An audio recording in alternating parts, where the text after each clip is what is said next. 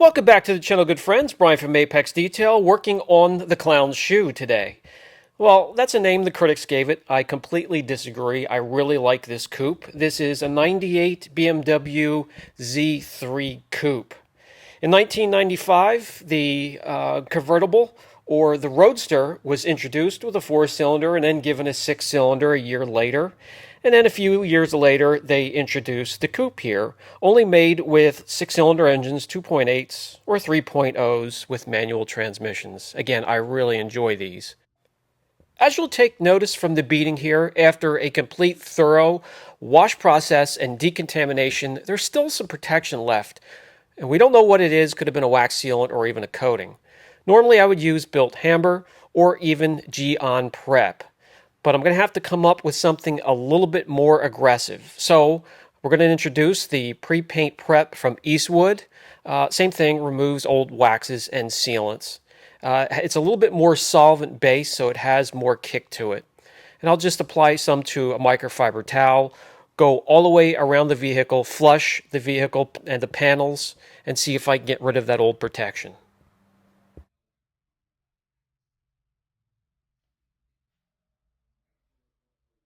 There are many reasons you want to remove old protection on vehicles, but the biggest reason for me here today is I do not want it to get pulled up into my pads and make them less effective. We're going to be doing some paint correction. This is troubled clear coat on this coupe here. We want to turn it around and we want to make the process as quick and profitable as possible. We don't have the biggest budget here for this type of a job, so we're going to lay out quite a few test area spots and find the best route or the best combination to take care of this. If you use the overhead lights here and then the shop light, you'll see there's no reflection that's really crisp. There's scratches, there's swirls, and the typical etching. But as you can see, it's really textured, heavily textured, almost like there's overspray on there. It's really rough, and we want to turn that around. So let me go ahead and mask off 2 or 3 test areas, and we'll get to work.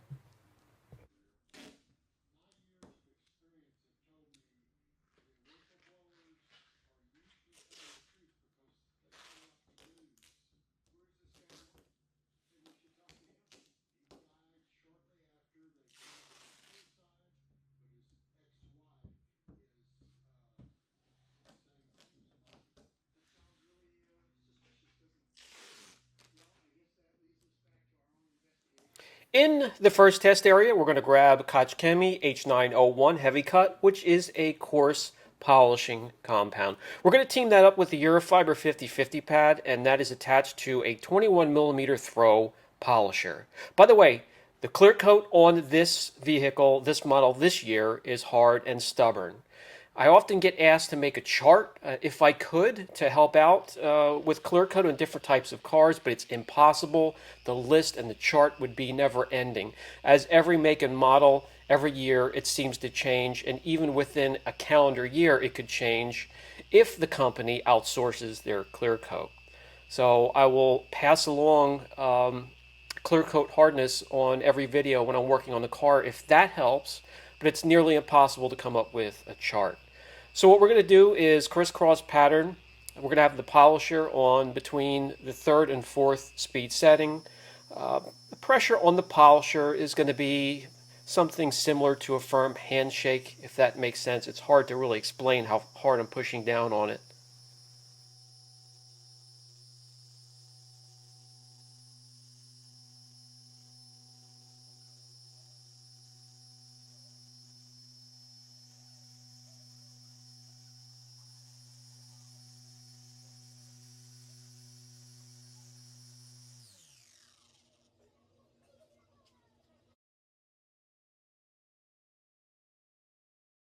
As I bring you guys in closer to take a look, and we'll use the shop light and then the overhead lights to help us see if there's been improvement. Cloudy to a little bit clear.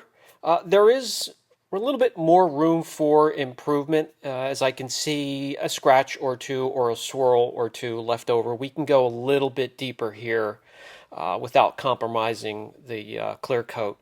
So let's jump to 3D ACA 500, which is an extra cut, which is a little bit more aggressive. And then we're going to go to the rotary, which is a little bit more aggressive of a tool. And then the wool pad attached to that is a little bit more aggressive than the Eurofiber 50/50 pad. So let's do the test area crisscross pattern. Speed setting between the third, 3.5, and minimal pressure when I'm using the rotary. And we'll give this a shot.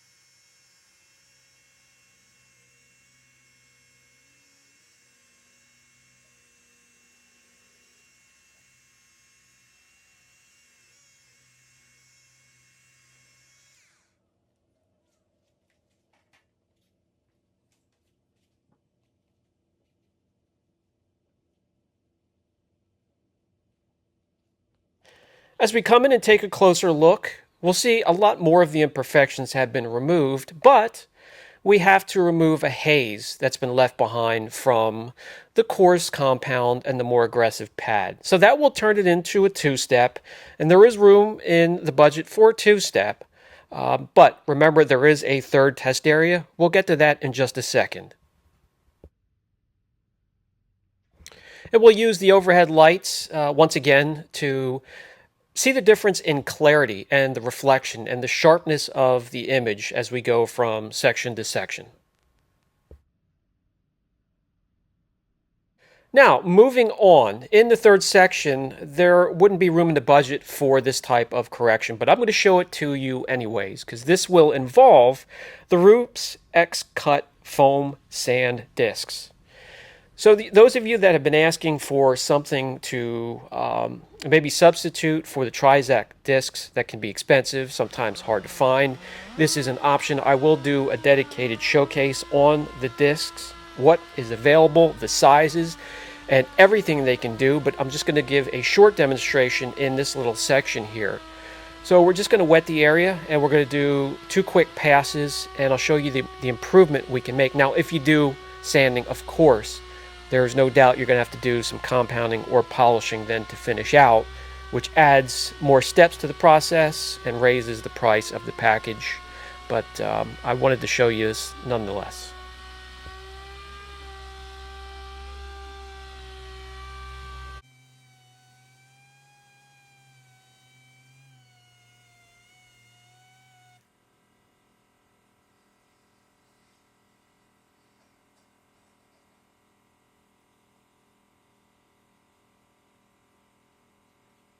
What this step does is flatten out the surface even more and gives us more reflection from this little test area. But before we take a look, we have to polish out the sand marks.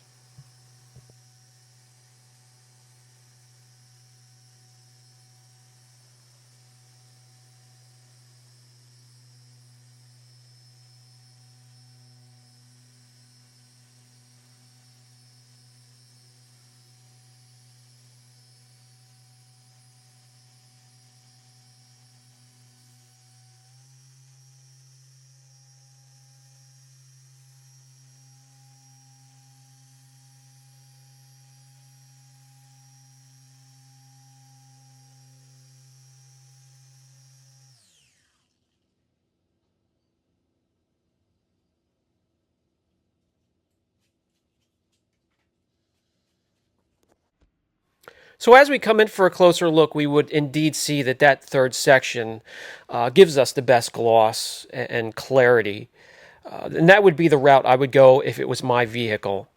So what I'm going to do for this customer is I'm going to combine sort of the first two sections. So I'll cut with the rotary and the wool pad and the ACA 500. Then I'll follow up with the Eurofiber pad, 21 millimeter throw, and a polish to remove the hazing from the wool pad. And we'll do a 50-50 shot right down the middle of the hood, and we'll see how it turns out. That is going to be the combination I'm going to use, and that'll be the combination I go all the way around the car with.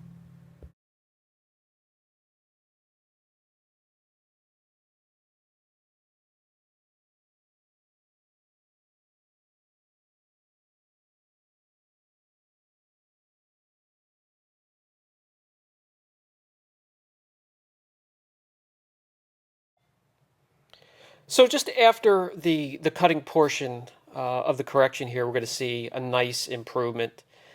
Reflection is a lot more clear, sharper. So let's finish this down and let's get started on the rest of this correction.